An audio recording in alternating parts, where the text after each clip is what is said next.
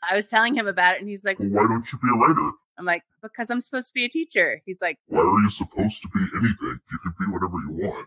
And so I changed my major and became a journalism student, and fast forward to today, and I've been writing a lot. You can read a shit ton of books. You can take a whole bunch of courses. But if you don't actually start writing, what are you even doing, man? Bruh. Welcome to Creative Ops, a podcast for creative people.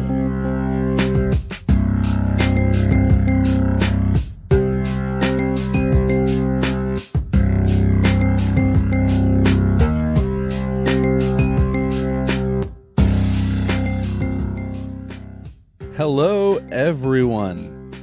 How are you? I'm Christopher Talon. I am the host of Creative Ops, a podcast for creative people. I talked to a creative person who had me as a guest on their podcast, the Bloggy Friends Show. Her name is Ashley Grant, known on the internet as the famous Ashley Grant. She came on and talked about finding the right path, as you heard in that little intro. She talks about blogging, ghostwriting, both the pros and the cons of that, working for different online mediums, including medium.com. I didn't try to do that, but hey, there you go, it happened. And she talks about freelancing and just getting into doing things, pitching yourself as a writer if you're a writer, or, you know, whatever it is you want to be. Pitch yourself as that, be that, do that. That's kind of her thing. Then we talked about her podcast and some of her just life experiences. She's moved around the country a bit, stuff like that. So get ready for it, because I'm about to drop it on you right here. So thank you to Ashley Grant for coming on, and thank you for listening. We both appreciate you. All right, folks. Ashley Grant.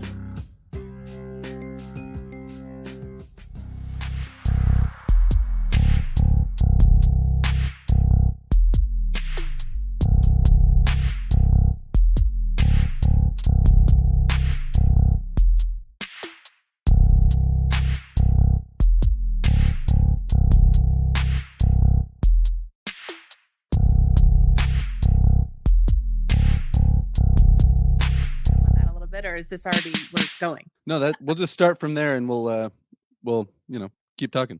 Sure. Okay. I started the Bloggy Friends Show on April 1st, 2020, right at the beginning of when the pandemic hit the United States. And I started it on April 1st because that way, if it was horrible, I could say it was a joke, that it was April Fool's. But yeah, I did some episodes. I committed to 10. And I was like, okay, I'm just going to get on the microphone and do 10 episodes, figure out what the hell I'm doing. And after those 10 episodes, then I'll consider bringing guests on. And after a while, I finally was just like, all right, it's time to either put up or shut up. And so I started inviting guests. And my very first guest was Robert Eunice Jr. And he, I was on his podcast like 3 or 4 times before he was on mine. And he and we've known each other, goodness, since I was 16 years old working at a movie theater. Is his podcast similar in nature as far as like talking to people who blog and people who writ? No, actually, his is about movies. He does the Cricket Table podcast, and we worked together at a movie theater, and so it was like fitting that we were always talking about movies, and we had episodes where we talked about Fight Club, we talked about confidence, and oh goodness, I can't remember the third movie, but yeah, we talked about all kinds of fun stuff, and so when he was on mine, we were talking about blogging because he was actually one of the very first ghostwriters that I hired to work with me. And I kind of introduced him to the world of ghostwriting because he had always had a byline. We both went to University of South Florida. We majored in journalism. We were, trying to make a name for ourselves. And then finally, when the economy got hit with everything, freelancers were the first to go. And so it was like, well, now what do we do? And so I started ghostwriting for people in 2014, and I was telling him about it. And I was like, hey, I'm finally making full-time income again. I'm not getting the credit, but I'll take the cash. And he's like, well, tell me more about that. And so I kind of brought him on board with one of the clients I was working with. And the rest is history, as they say.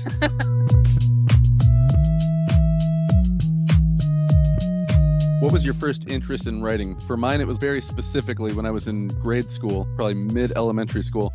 My grandma used to let me play on her typewriter when I would spend a weekend at her house while my parents had a kid-free weekend. And that was when I was like, ooh, I wrote a story. And she would kind of like make notes on it and give it back to me, and I would redo it. And that was really when I was like, oh, this is how writing works. I love that. I love that. For me, I didn't know I was ever going to pursue writing professionally, to be honest with you. Whenever I was in grade school, I did excel at writing. I was very good at it. I was always the girl that, you know, if we had a book report or something, I would do it the night before because, you know, being on deadline, it was just normal for me. It was just, you know, memorize, regurgitate, forget. And I remember in college, I was actually on track to be a high school social studies teacher.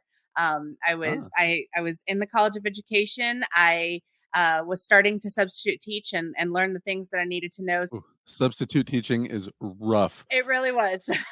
Sorry to cut you off, but my first day of substitute teaching, I was at and somebody tried to choke one student tried to choke another student, like properly, not just grabbing them by the shoulders, but like choking them. I was like, what the fuck is going on right now? And I had to go get another teacher to be like, oh, you knuckleheads. Yeah. It doesn't surprise me at all. I mean, I had everything that ran the gamut from, you know, death threats to I had to have a human resource officer like actually walk me to my car one day because a student was angry that I, you know, told them that they had to do their work during the class. Just because the teacher wasn't there didn't mean they couldn't do the work.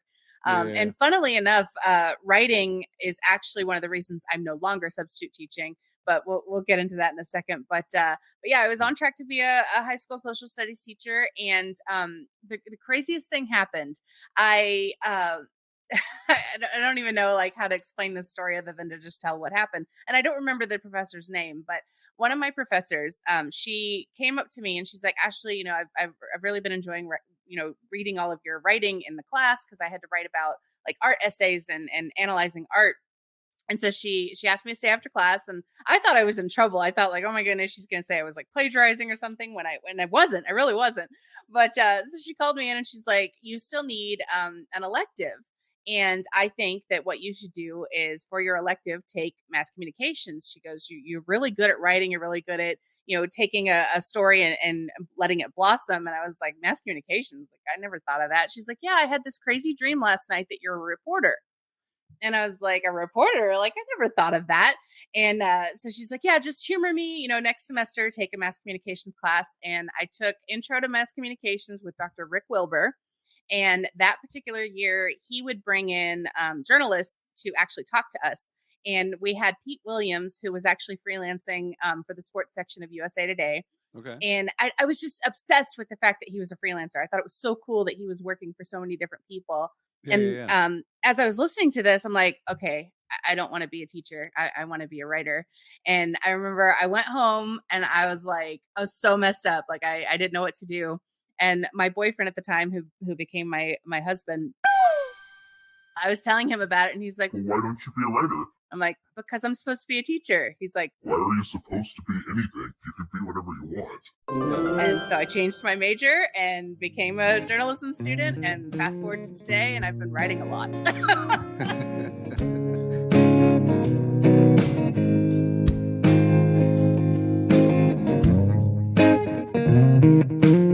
Like a paying gig. So I guess here, hold on, let me rephrase that question. Did you immediately transition into like getting paid work, or was there a little bit of separation where you were like, okay, how do I do this? Oh, I wish I had just like dove right in and gotten paid work, but no, it wasn't quite that fast.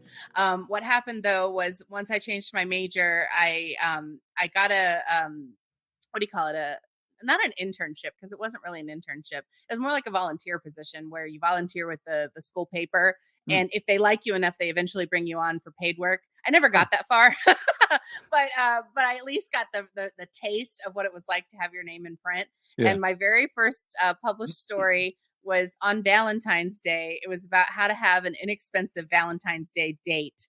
And it was so cheesy, but it was like perfect for the time. Like, you know, how to wow your date, but inexpensively. Yeah. And a little bit later, one of my professors, I'd say about a year later, or maybe not even a year. It was less than that. But she said that if we could get a local newspaper to publish us, then she would give us extra credit.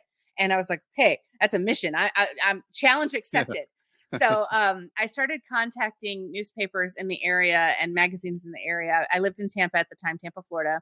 And so there were a lot of it was a big, lots of papers at the time. Like there was lots of magazines, lots of newspapers. And I remember I called the TBT, which stood for Tampa Bay Times. It was like the young and hip version of the newspaper. And I found out who the entertainment editor was. And I called him. I called him like straight up. And I was just like, hey, I need a story so that I can get a good grade. And he was like, okay, who is this girl? What does she want? And I was like, well, what if I bring you a story that is actually print worthy? Would you take a chance on me? And I remember I just kind of kept harassing him until he said, if you'll just give me a story, I'll give you a chance. Like, sure. And we had a really cool place that a lot of us used to go to. It was called Tijuana Flats. I don't know if you've ever heard of it. It's like burritos and tacos, it was Tijuana Flats. And so one of the cool things about this particular restaurant is the ceiling tiles are all painted different ways. Like, the fraternities and the sororities, they all had a ceiling tile. Local businesses would paint, ceiling tiles that were all kinds of ceiling tiles, and they looked so cool. Yeah. And so I basically went to the owner and I was like, why are all your ceiling tiles painted this way? Like, what is the story behind why you have painted ceiling tiles? And I remember he said, well, what happened was when we first built our very first location in Orlando, my kid was with me and he kept running around in the paint. And I only had so much money to build the location, and he kept running around in the paint. And then he ran over one of the ceiling tiles with paint on his shoes. And he's like, at this point, though, I can't really buy any more ceiling tiles. So screw it. I'm just going to put it on the ceiling.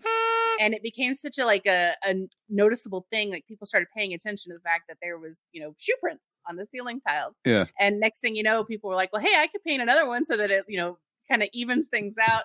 And the whole entire restaurant ended up with painted ceiling tiles. And that became the tradition for Tijuana Flats. That's like a Bob Ross happy accident right there. Yes, yeah. Exactly. Yeah. And so I took that story and I went back to TBT and I'm like, hey, wouldn't you like to know why Tijuana Flats has painted ceiling tiles? And he's like, yeah, that's quirky enough. Go for it. And so I wrote the story and that was my very first paid assignment. I got $75 and my name in the paper, and I thought it was the coolest thing ever. Yeah. That's a pretty good gig too. $75 for your first job. Yeah. I mean, looking back now, I'm like, okay, well, that really wasn't much per word, but it was so cool at the time. Like, I thought I was hot shit. And, and of course I also got the extra credit as well. And that's what I was after. So yeah, 2 birds, 1 stone. Exactly. So.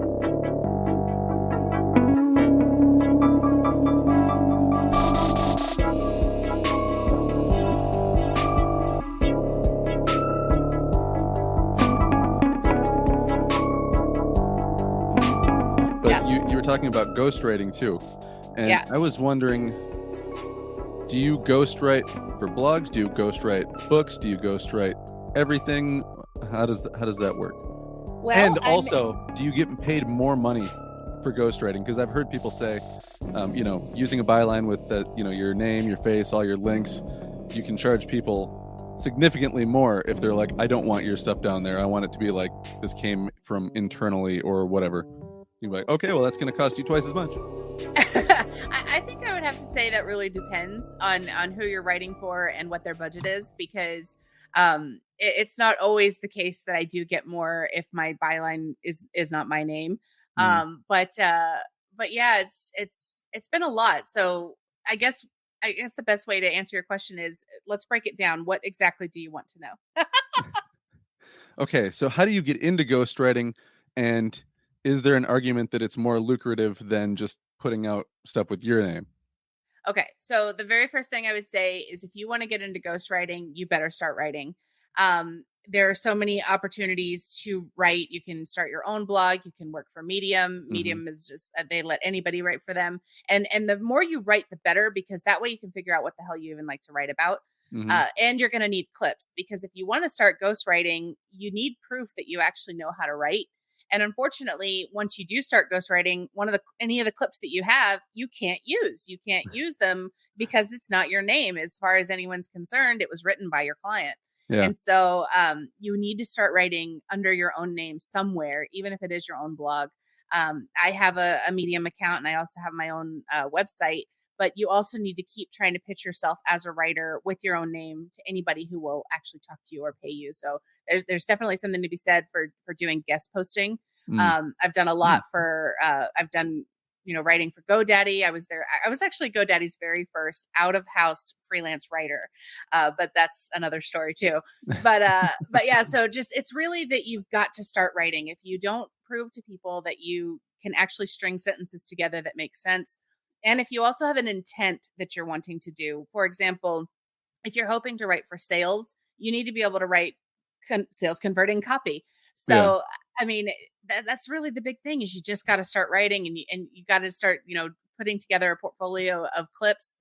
And if you're planning on making money at it, I would get on like every single website you can. I had a Fiverr account for a hot minute. I've had Upwork. Well, I still have an Upwork account. Which one of those do you like better from the inside out? Because I've used Fiverr before. I haven't used Upwork. Someone said that, it's basically, McDonald's, Burger King. I think it's, goodness. I don't really like Fiverr as much because of the fact that they do charge like such exorbitant fees to both the freelancer and to the client. Okay. But with Upwork, I've had some pretty good experiences. I mean, I can't say bad things about it. I don't like the fact that they charge the fees that they do, but it's kind of like just a cost of doing business. Well, I think last time I checked, they were the like number one, I don't know exactly what you call it, like freelancing connection website. I'm not sure. Yeah, like a freelance platform.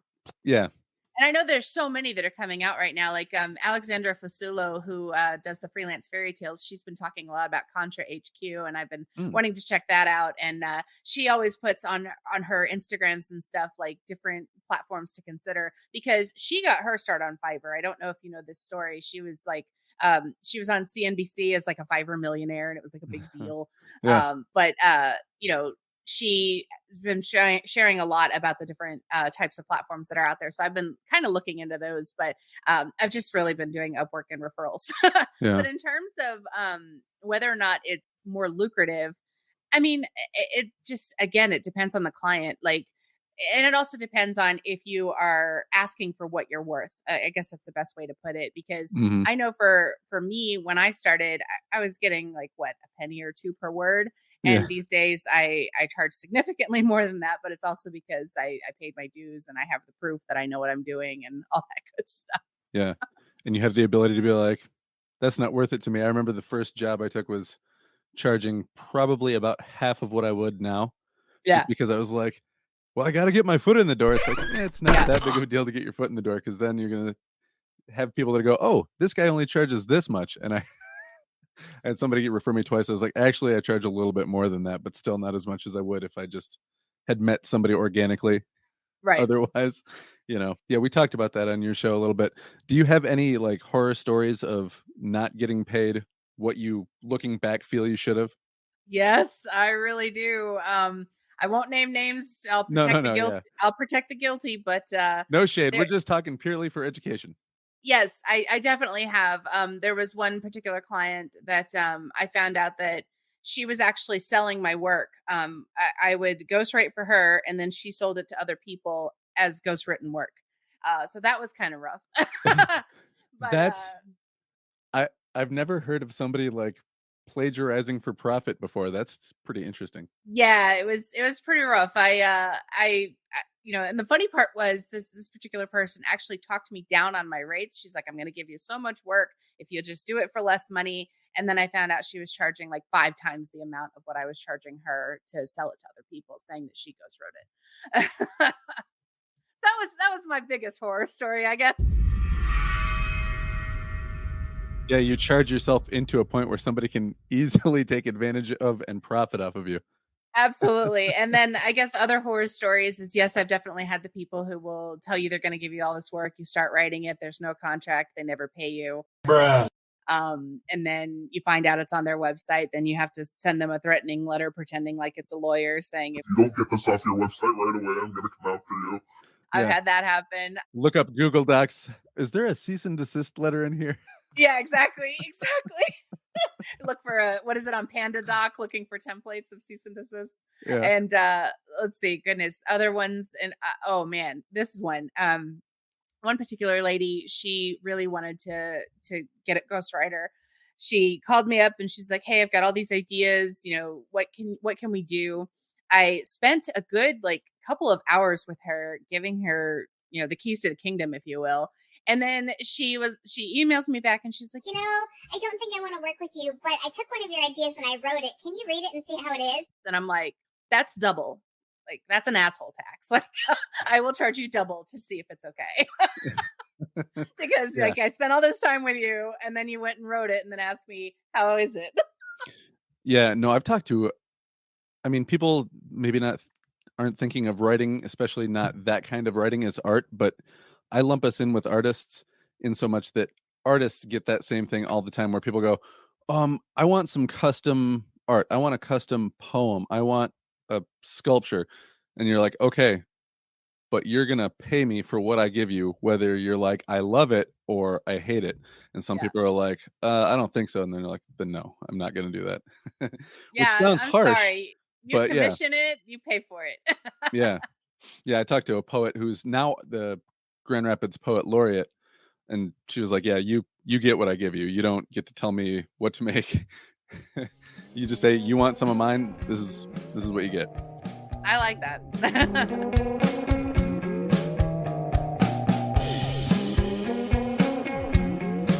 But the podcasting actually started because I was starting to get a little bit hyper focused on, I really liked writing about marketing. I liked writing about connecting with people. And I actually got commissioned by GoDaddy to do a story on how to start a podcast. They wanted it to be a layman's terms, how to start a podcast and what the benefits of it were. And so they sent me to Podcast Movement in 2019. And I kind of just dove in. I didn't really know anybody in the space except for John Lee Dumas and Pat Flynn, because I was listening to their podcast because I was fascinated with the idea of just getting on a microphone and being able to spread your message. So when I got to see them in person, I thought it was the coolest thing ever. And I felt like a rock star that weekend because it was also my birthday weekend that particular weekend. Oh, very nice. So I made a big splash, got to meet a bunch of people. And, by the end of the conference, even though I didn't have a podcast at all, I was like, okay, I'm going to start one. I don't know when, I don't know how. But you just got all jazzed up when you had. Oh my God, I got. It's like when a kid goes and sees their favorite band, they're like, "I'm gonna learn guitar." Yes, exactly. I was like, I'm gonna nail this. I'm gonna figure it out. And I had the domain for so long, and I didn't really know, what I was gonna do with it. I kind of wanted to start either a networking group or a podcast or something.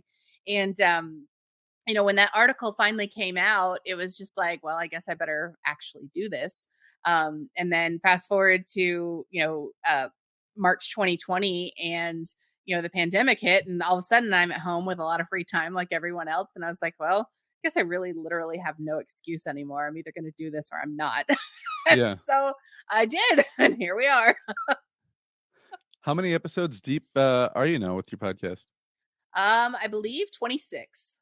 So not many. I'm nowhere near the level of, the John Lee Dumases doing one a day. I definitely don't do that. But I want to do more because I get a kick out of it. It's a lot of fun just talking with people. Yeah. Yeah. And well, you've got a better idea than I do because I leave mine pretty open-ended as far as how long or short they can be. But yours, for the most part, are 20, 30 minutes long. Yeah. Yeah. And I did that intentionally because when I first was thinking about it, I was thinking about okay, what is it I like to consume? And usually whenever I'm going for a walk or something, that's when I'll put my headphones in and I'm like, okay, by the time I get back from my walk, I want the episode to be over. Yeah. So that I can get it all in. And so one of the things I do to make sure that happens is if it is a little bit longer, I'll actually speed up the audio. I'll do the 1.5 times speed just so I can make sure I get it all in. So if it's 45 minutes, I can still get it done in 30. Yeah. There's slow it down and you can make them sound drunk. Speed it up just a little bit and then they sound like children. Yes, or hyper focused. They just sound so excited, just like me.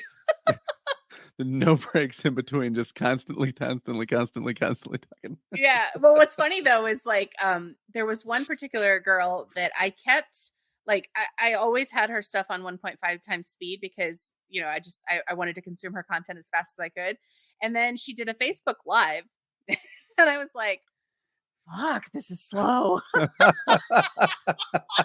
it was like, I kind of want to wait until the live is over, download it, and then speed it up. Yeah, I definitely benefit from editing myself. Well, actually, I didn't mean that to say editing myself, but yeah, that also works too. Yeah. I don't know. I've spared my listeners plenty of me. Well, you've already seen me do it a couple times. More or less blurt out several ideas and go, hold on, there's a question in here.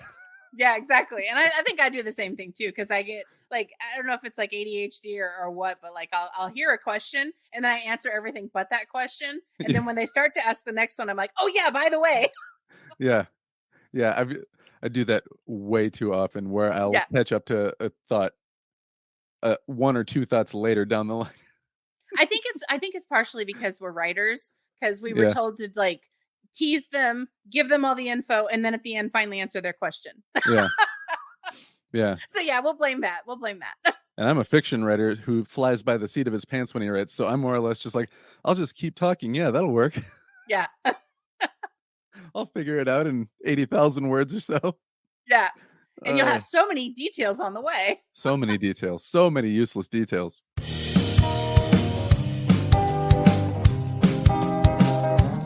You don't have to give me like your street address, but where do you live now? I'm now in Richmond, Kentucky. And Kentucky. You went to school in Tampa, Florida. Yes, I actually grew up in Tampa, Florida. I lived there for 35 years, 36. Carry the one. Yeah, 36 years. And then, during the pandemic, a lot of things happened. Basically, my Granny Pat, she had passed away at the beginning of 2020. And I'm sorry. Something about, thank you. But something about, everything that was happening in the world, it became like very clear what the point of everything was. Like, I wanted to be with family. And my husband and I, we had a long conversation about it.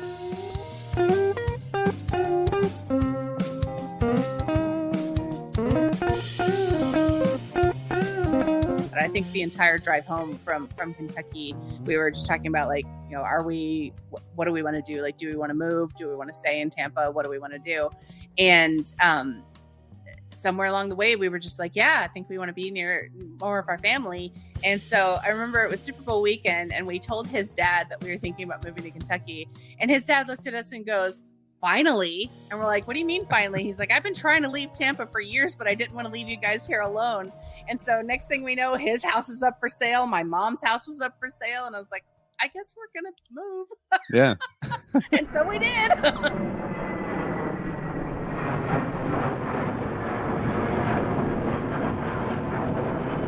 There's lots and lots of family. Yeah, almost my entire family is in the Kentucky area. And that's from your mom's side, from your dad's side, from both? Both, actually, both.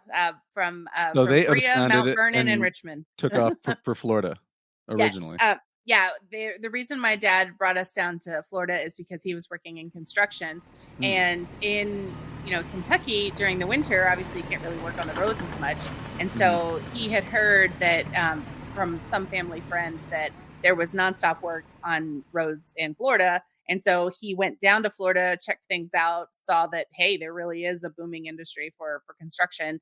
And then he brought my mom and I down whenever I was a year old. And that's how I ended up in Tampa, Florida. Dude, I still wish, because I lived in Jacksonville for a few years. And I miss the roads there so much, because now in Michigan, it's starting to, we had like a 60-degree day yesterday. It's supposed to be 60 degrees. Now is pothole season when everything, when all the potholes show up.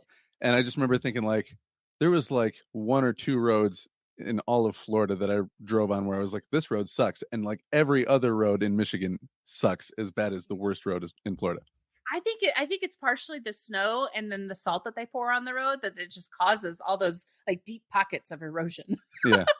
Yeah, it's bad. This dude on TikTok's like, if you're from Michigan and car in front of you swerves hard, you don't even ask questions. You swerve too, because you're gonna hit a pothole. Yep. I definitely have noticed a lot more potholes up here than I did in Florida. I mean, don't get me wrong. In Tampa, there were a lot of potholes, but holy crap, there's ones here in Kentucky where when you hit it, you literally pray that your car's gonna make it over it. Yeah. No, I've hit them before and just gone, oh yeah. And like you apologize to the car and pray it forgives you. You turn left a little, turn right a little, just make sure that everything works. Yeah, exactly. That's funny. Yeah, I don't know. In my dreams, I think about getting out of Michigan, and I've thought about Kentucky because Kentucky doesn't have a state income tax, or is that? Yes, they do, and it's killing me this year. Oh God. No, it's Tennessee. I'm thinking Tennessee. Tennessee is the one that close by, but yeah. Okay. Yeah, and I'll tell you what though, that was a rude awakening because we're paying taxes for the very first time for state income taxes. Yeah, because Florida didn't have them, right? Correct. And it's like what, 5 or 6%, and I'm like, what? No, that's a lot. This can't be right. Yeah, but then the accountant goes, yes, it's right. Mm-hmm. I know. The whole time I was in Florida, though, I was in the military, so I didn't have to change my my state. So I still, like a dummy, paid Michigan state taxes the whole time I lived in Florida. Oh no, that's horrible. I wasn't thinking about it. I was like 21 years old. I was like, taxes? I don't care. I'm not married yet. I'm fine. Well, you know what they say, until you turn 25, nothing else counted, because you weren't actually fully developed in your brain until you turned 25. Yeah. So you have an excuse till then. At least 25. I would argue maybe even 34. All right. I like that. We'll go with that. For me personally. Okay. Yeah. I think I'm just a little behind the game, but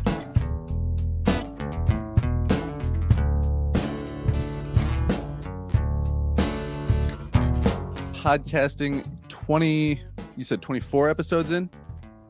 26. 26. Yeah. Okay. No, I was thinking 24 because there was something around, I think it might have been episode 20 or 24 of mine, where I just felt like the whole thing started to sound different because you, as I was kind of alluding to, have a pretty good plan in place, a pretty good structure in place where you kind of know what you're going to talk about. You're going to get it wrapped up in such amount of time.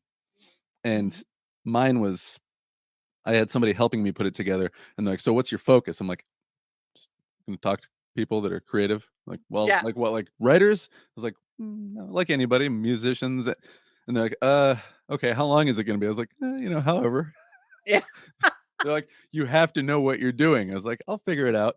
But unfortunately for the show and anybody who listened to it early on, those first probably, at least 2 dozen episodes was just me trying to figure out what the show was going to sound like, what it was going to look like, what it was going to feel like, hopefully to the listener.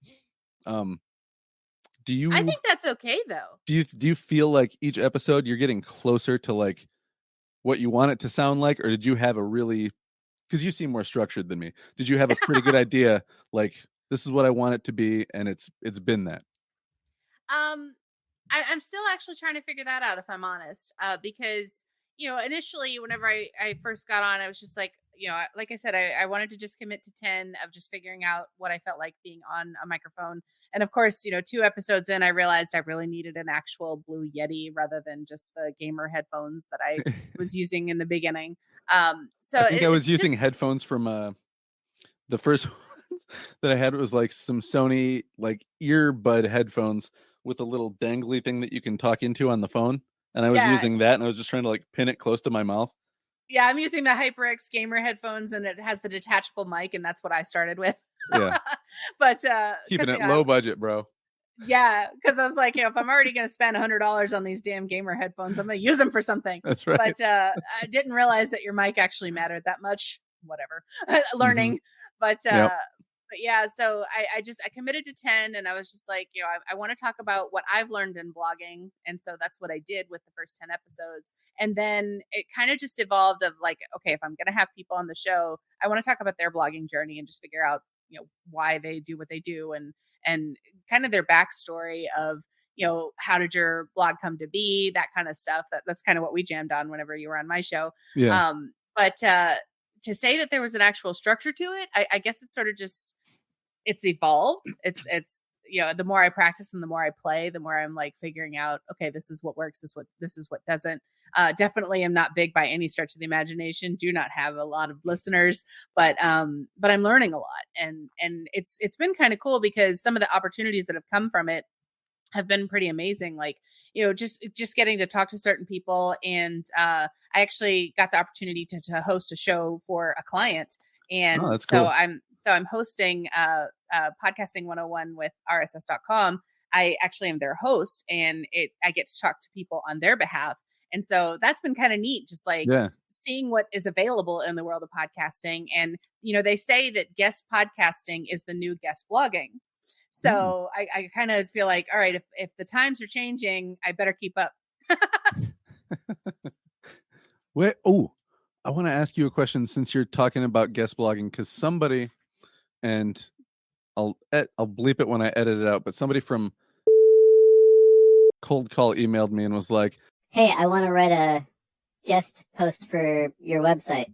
If you want to see it, let me know. I don't know.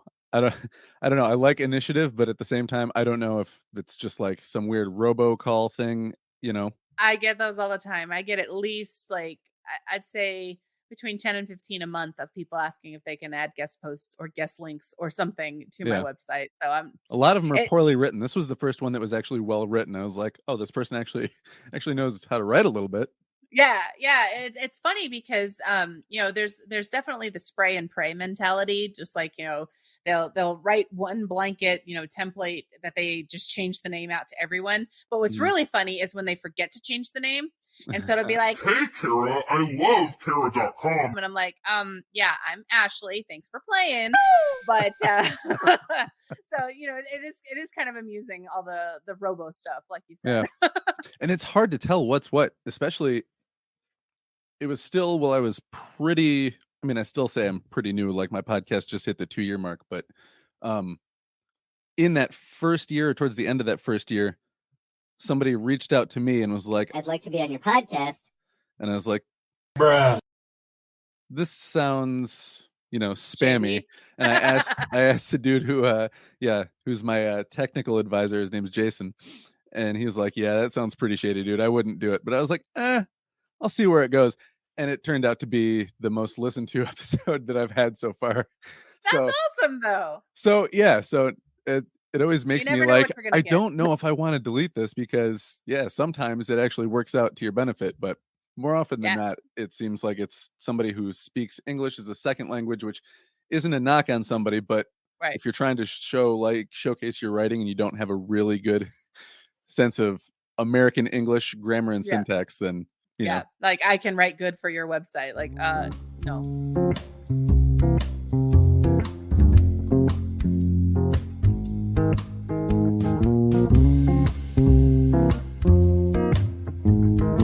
Right now, what's going on? Oh, goodness. Well, just had a couple of articles come out with GoDaddy. We talked about how to use Haro to grow your business. Haro stands for Help a Reporter Out. It's one of my favorite websites in the whole world. It's saved me a lot journalistically. Are you familiar with the website? No. Okay. Because when you first said it, I thought of a bike company that used to make BMX bikes. Oh, that's awesome. No, but Haro is Help a Reporter Out. And basically it is almost like a connection platform for journalists and sources, if you will. So the way that it works for a journalist is you sign up as a journalist and you say, I write about these topics, and you can add queries looking for sources to talk about anything. And so I actually, to write about Haro, went to Haro. And I put a query on there saying, I'm looking for people who have used Help a Reporter Out to get guest posts, to get, guest opportunities and things like that on different websites. And how has it worked for you? What are your best tips for using it? That kind of stuff. And so that article just came out with GoDaddy. And then we also did one on how to make money with a website while you're still in school. So we've done some pretty cool stuff this year, and I've actually done a lot for them. That's a lot of fun. So I really enjoy like writing about, I already said it before, but like marketing and social media and blogging. Like it's kind of fun to blog about blogging. Yeah. But that's one of the things I really enjoy. And then any of the ghostwriting stuff I can't really talk about, but I've been writing for some Tell us who you work for. No, absolutely not. NDAs. But one of them's a psychologist, and she's been one of my longest term clients in terms of ghostwriting, and I love writing for her. It's a lot about the mental health and self-care. Yeah. And that's fun stuff to write about, because one of my still like regular every other week clients is a lot of mental health stuff, and people say stuff like, oh, you know that when you tell somebody you love them, it releases serotonin. I'm like, no, it's oxytocin. Yeah, that's like, let me correct you. Wait, how do you know that? I'm like, I'm a blogger. Yeah, I know a lot of weird shit. And I stayed at a Holiday Inn Express last night. Yeah, we have all this useless knowledge, right? That just comes out in random moments. I'm like, if I'm ever on Jeopardy, I'm gonna nail it. Yeah, and I know things from working with other people, like, oh, if you do rideshare, then you get a special tax form you got to fill out. Like, right. Well, you want to do something crazy. Something absolutely insane, though, is I have what's known as writer's amnesia, where after I write a post, I completely forget I wrote it. And it gets me in trouble sometimes because I'll start reading something. I'm like, wow, this is pretty good. And they're like, you wrote it. And then I just sound like a jerk. Like, oh, I'm so modest, but look at me. Well, I think that's probably the curse of the more stuff that you write. Yeah. The harder it is to keep track of it. Like, I've got 4 kids, and sometimes I have to go, hey, your name, before I say it, I just got to hesitate and go, make sure, because right now it's spinning around like tick, tick, tick, tick, tick, tick, tick, tick. That's their name. That's funny. That's very funny. But yeah, I can definitely relate to that. But yeah, it's kind of goes back to grade school. Whenever I was writing all those, book reports and stuff, I'd memorize, regurgitate, forget. Yeah.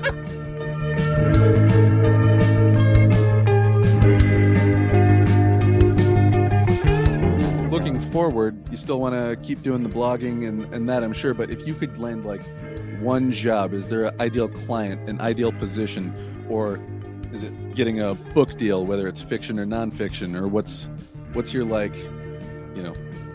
golden opportunity? Yeah. To be honest with you, I kind of want to start a niche blog for myself.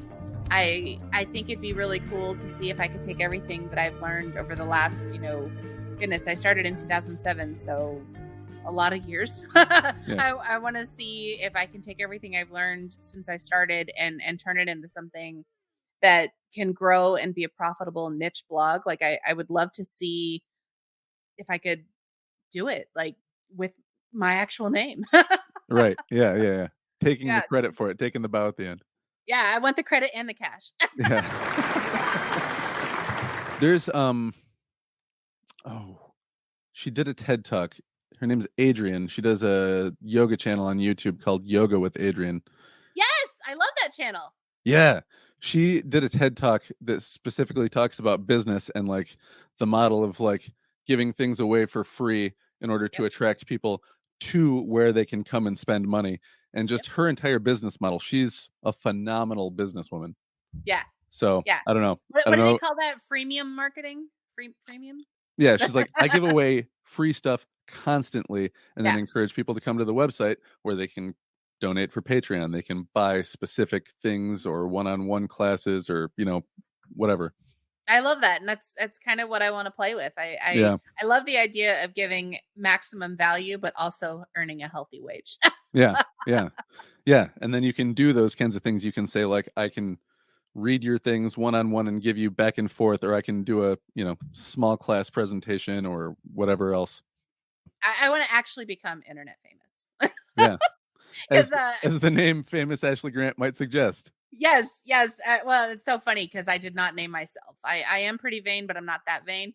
I actually, that name was given to me. My moniker was given to me by a man lovingly known as Ron from the Dawn in Tampa, Florida, back when I was working for Channel 10, when I was blogging. Ron from the Dawn sounds like the coolest dude. Yeah, he actually is the coolest dude. He was working for the Don Cesar as a concierge, so it was Ron from the Don who's a concierge. And so he blurted it out one day whenever I was covering an event for Channel 10. And he screamed it across the room, and I was like, that's really funny. And then, needless to say, he gave me way too much white wine, and he just kept cementing that name. He kept saying it over and over again. And I thought it was funny. And so I bought the domain, and I was like, you know what? If anyone asks now, I'm just going to say I'm the famous Ashley, because there was another writer. It's true story. Another writer in Florida, in Sarasota. Her name was Ashley Grant. And people would always call me looking for her. Yeah. And so when the moniker joke began, I would say, oh no, I'm the famous one. Yeah. That's great marketing. Yeah. You know? And so what was funny is I put it on my business card just for shits and giggles, just to see what would happen. And it was the first year I made full-time income as a freelancer. And so I was like, fine, fuck it. From now on, I'm famous Ashley. I don't know what it is. And I'm not saying this to be mean to it. I appreciate how you did that with famous Ashley Grant, but have you ever watched Parks and Recreation? No, I haven't. There's a cult that believes that, the end of the world, there's some like Godzilla type monster that's coming, gonna like breathe fire on everybody, and that's gonna be the end of the world. But they call themselves the reasonableists. Oh God. Or the rationalists or something like that. And they're like, why do they call them that? And they're like, because it's hard to attack somebody who calls themselves the reasonableists. That's hilarious. Like, that's actually kind of brilliant. That is kind of brilliant. So I basically put a target on my face. Yeah. Yeah. So yeah. But I don't want to be Kardashian famous. She's the so famous that's one. all that matters. Yeah, there you go. People following you around everywhere. You're like, dude, I'm just trying to go to the store. Yeah. Oh God, that'd be the worst. That's the weirdest thing is now there's all these pictures of celebrities like not knowing they're getting their picture taken, like looking at a head of lettuce. It's like, oh, here, that's what it was. It was Quentin Tarantino. I was scrolling through Twitter and it was like, here's Quentin Tarantino just being a person. And he's like walking around the grocery store, looking at things, like putting stuff in his cart. Like, yeah, almost every like edition of In Touch or Us Weekly or whatever, it has like a full spread of they're just like us, and it's them, celebrities doing like things like you and I would do, pushing their kid on the swing. Seriously, just. But I love the celebrities who have full-time photographers that follow them around, and then they sell those pictures to TMZ. Those are the ones that crack me up the most. That's hilarious. Like I've been seeing every single post that Justin Bieber has had lately, every single photographer credit is the same photographer. And I'm like, I wonder if that's his like full-time photographer that goes around with him everywhere. Because like I knew about the story of like Hugh Hefner had like a string of photographers that would follow him everywhere because he documented his entire fucking life. Yeah. But I think that's wild. And I even thought about on the famous Ashley blog, I thought about doing a series of like quotes about being famous or like five fame lessons we can learn from Taylor Swift or, just silly things like that. And I still kind of want to play with it, but I'm also scared to go down that hole. Yeah. So I'm Alice in Wonderland. So will we ever see a novel or a book or a kid's story in the works, or is that just not your cup of tea? Well, I mean, I have released one ebook. It was 100 Ways to Save Hundreds on Your Wedding. But and I would like to play more with the idea of that. Like not just particular weddings, but just different things. Like I did 100 Things to Do in Tampa. That was recently on my website, and I did a very popular post that I've got right now is 101 ways to make money online. And so like, I like the idea of, I don't know what it is about the number 100, but I love it. And so like, I want to play with that more and see what other lessons I can glean and maybe put those out there. And those could be potential ebooks at some point, or maybe it'll be like a whole anthology and then I'll just release all of them at once and be like 100 topics with 100 things each. Yeah. Anything's possible. Who knows?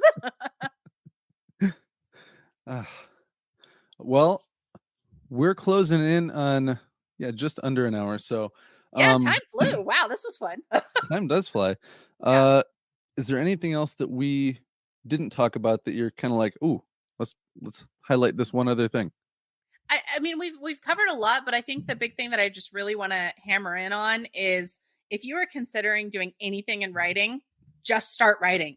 Yeah. You can read a shit ton of books. You can take a whole bunch of courses. But if you don't actually start writing, what are you even doing, man? You're not a writer until you start writing. And I guess one other thing, too, that I would be curious about even now, because I haven't really used those, is the kind of like the job finder websites for writers. Yeah. Is there anything that people should look for in terms of like what are qualities of good ones and bad ones without necessarily saying like, here's my endorsement or this one sucks? Oh man. Well, you can endorse one, I guess, but maybe let's. Yeah. I would say that I'm not good enough to speak on that. I'm not well versed enough because I've been very fortunate that I've had so many referrals. So instead, I would strongly recommend checking out Alexandra Fasulo and her podcast, The Freelance Fairytales. She has a wealth of knowledge on how to find, things online that you can make money with, in terms of ghostwriting or copywriting. So definitely check out her website, and I'll make sure I send it to you so you can put it in the show notes, because I mean, she's a genius when it comes to finding, people to work for and write for. Yeah, for sure. Freelance Fairytales. Freelance Fairytales. Yes. I can Alexandra barely talk. Fasulo. She's amazing. Like I'm kind of fangirling over her right now. It's a really good title too. Yeah. She's brilliant. All right. Well, then tell everybody last thing, and I'll maybe cut it in towards the front too, so that people hear it more likely than not. I'm just going to repeat the same thing. If you want to be a writer, you better start writing. No. But you're on Facebook, Twitter, Instagram. You got a website? Any of those things? Any and all? Yeah. If you search for Famous Ashley Grant, you will find me somewhere online. Even if it's not the handle itself, it's somewhere in the bio. So famousashleygrant.com and Famous Ashley everywhere. All right. Well, and let's be friends. Yeah. And listen to the Bloggy Friends. Yeah. Yes. Which is at bloggyfriends.com. There you go. bloggyfriends.com, famousashleygrant.com, and everything else you can find from there. Yes. And hit me up on Twitter. If you want to be friends, we can chat. There you go. All right. Well, thank you so much for coming on. Thank you for having me on your podcast. Thanks for having me on yours. This is fun. Yeah, it was a lot of fun. We'll keep in touch. Yes, sounds good. All right, everybody. That was Ashley Grant. All the relevant stuff is in the show notes. Ashley, so much. Thank you so much for coming on the show. Maybe one of these days I'll learn how to talk properly. All right, everybody. See you next week. Mwah.